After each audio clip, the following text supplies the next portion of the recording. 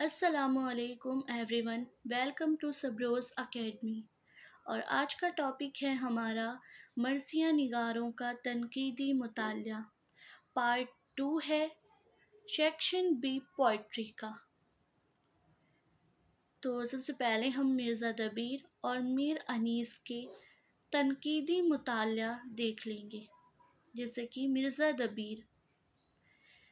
دبیر جو ہے سلامت علی نام اور دبیر تخلص تھا۔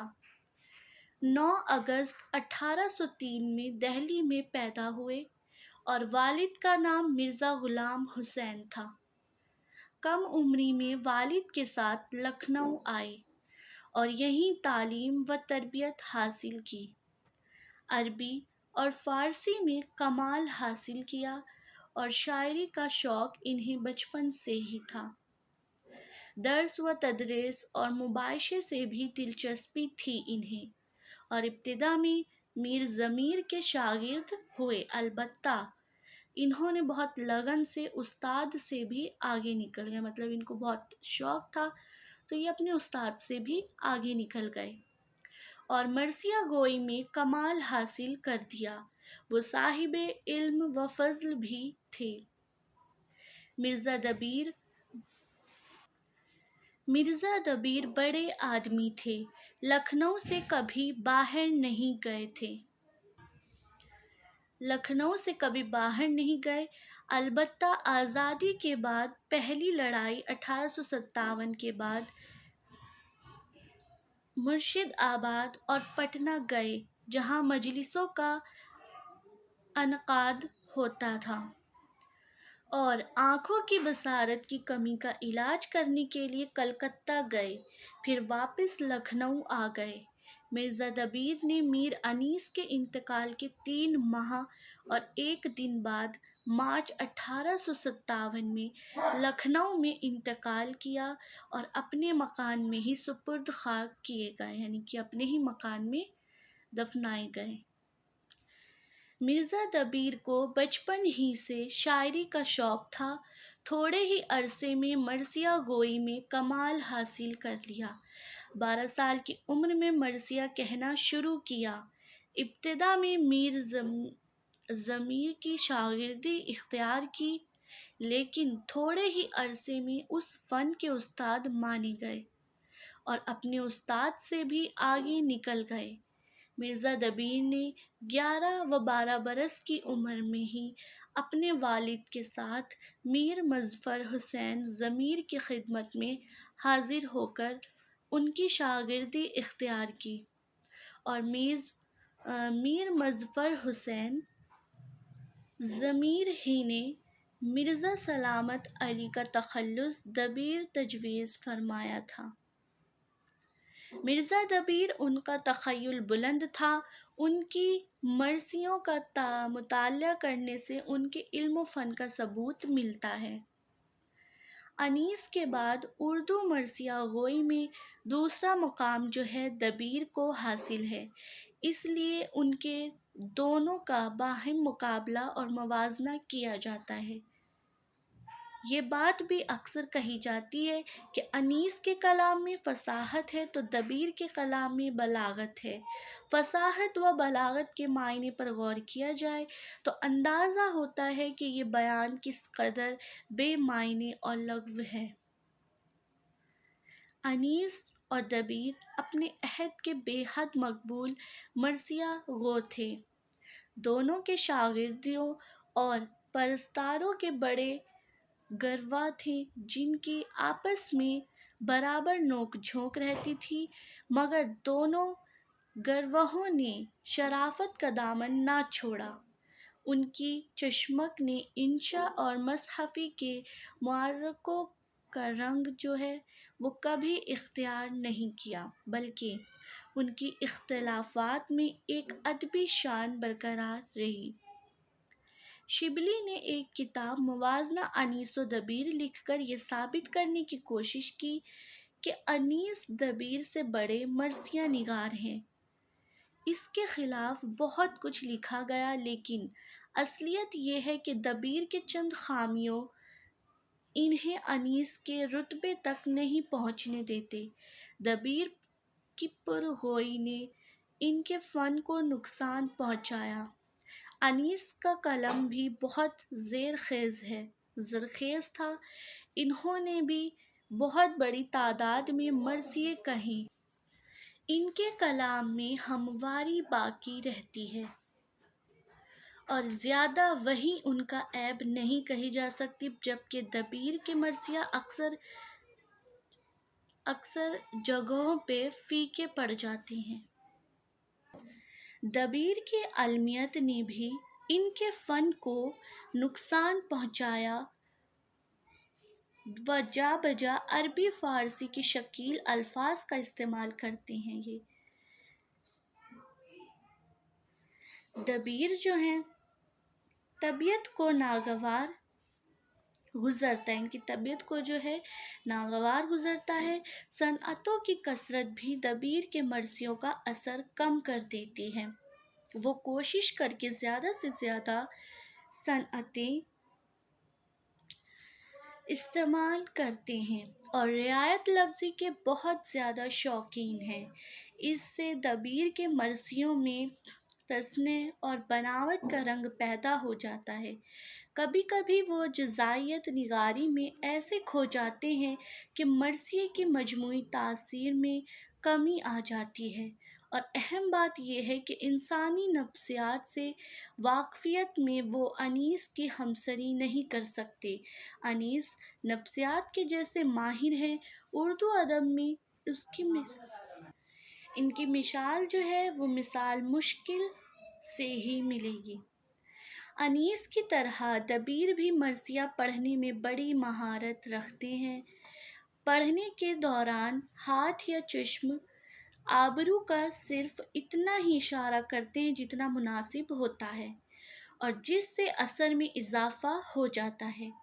پڑھنے میں جوش ایسا ہوتا ہے کہ مجلس پر سکوت کا عالم چھا جاتا ہے، اور جب پڑھتے ہیں تو سامعین بے اختیار رونے لگتے ہیں اور اکثر لوگ روتے روتے بے ہوش بھی ہو جاتے ہیں۔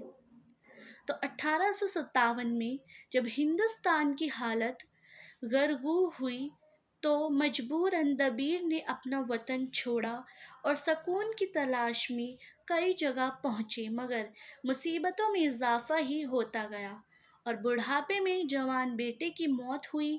ان کی اپنی بینائی بھی جاتی رہی۔ پھر واجد علی شاہ نے علاج کے لیے کلکتہ بلایا دبیر کو، لیکن ان کی بینائی جو ہے آخر کار ان کی واپس آ گئی۔ اسی زمانے میں انیس کا انتقال ہوا۔ دبیر کو ان کی موت کا بھی بہت بڑا غم ہوا۔ مرزا دبیر کی مرثیہ گوئی کو مضامین کی تنوع نے اعلیٰ مقام بخشا۔ فن کی مرثیوں میں معنی آفرینی، فصاحت و بلاغت، زور بیان، تشبیہوں اور اشتعاروں کی کثرت خاص خصوصیات کے طور پر موجود ہے۔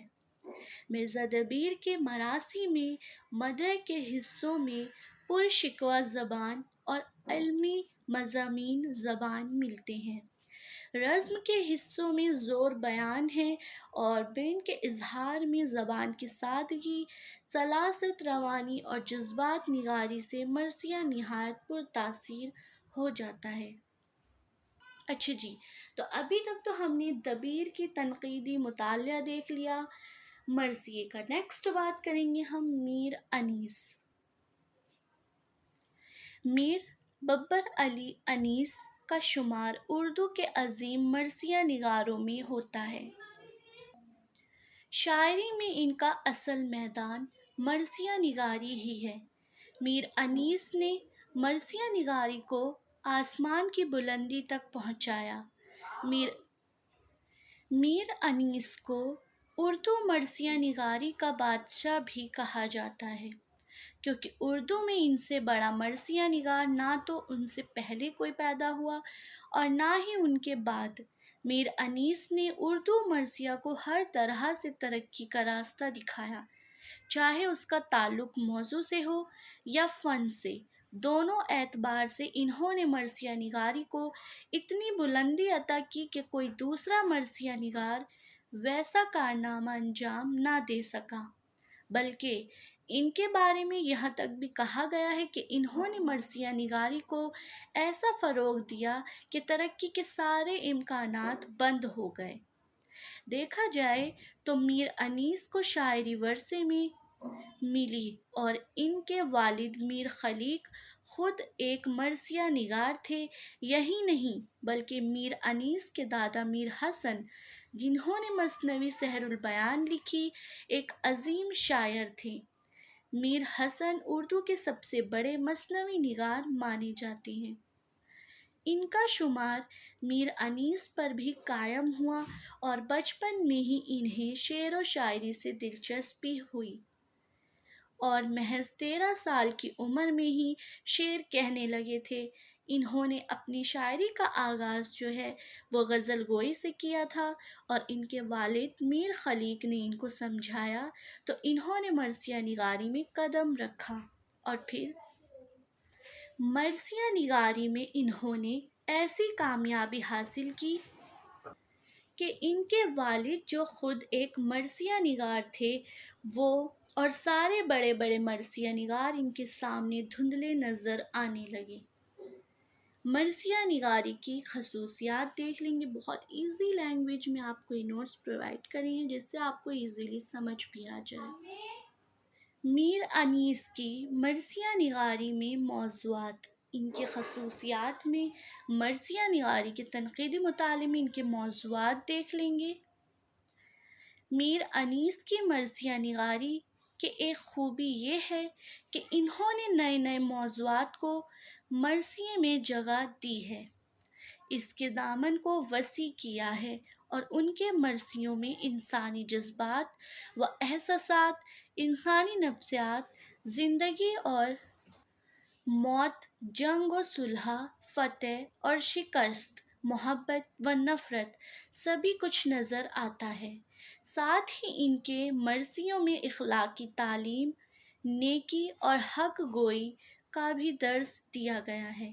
اس سلسلے میں میر انیس کی خصوصیات یہ ہے کہ ان کے مرثیوں میں ہر جگہ تنوع کا پہلو موجود ہے، خاص کر کے واقعات اور کربلا کی دردناک پیش کرنے میں بھی انہوں نے تنوع پیدا کرنے کی کوشش کی ہے۔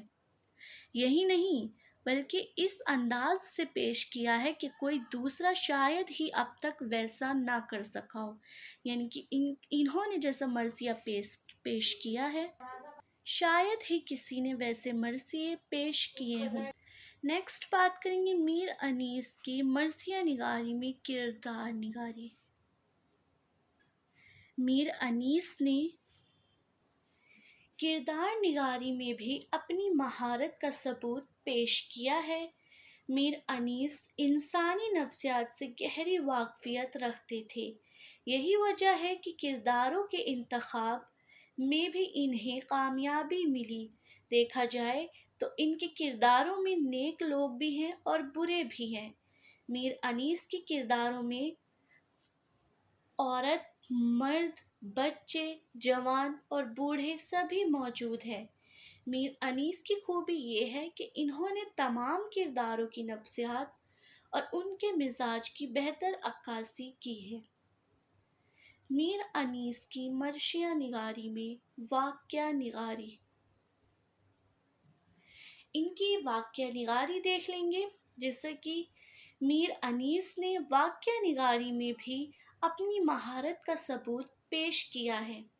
یہی نہیں بلکہ میر انیس نے واقعہ نگاری کو اس بلندی پہ پہنچایا کہ اس کی مثال اردو میں اور کہیں موجود نہیں، بلکہ علامہ شبلی نعمانی نے، یہاں پہ علامہ ہوگا آپ لوگ ٹھیک کر لیجئے گا،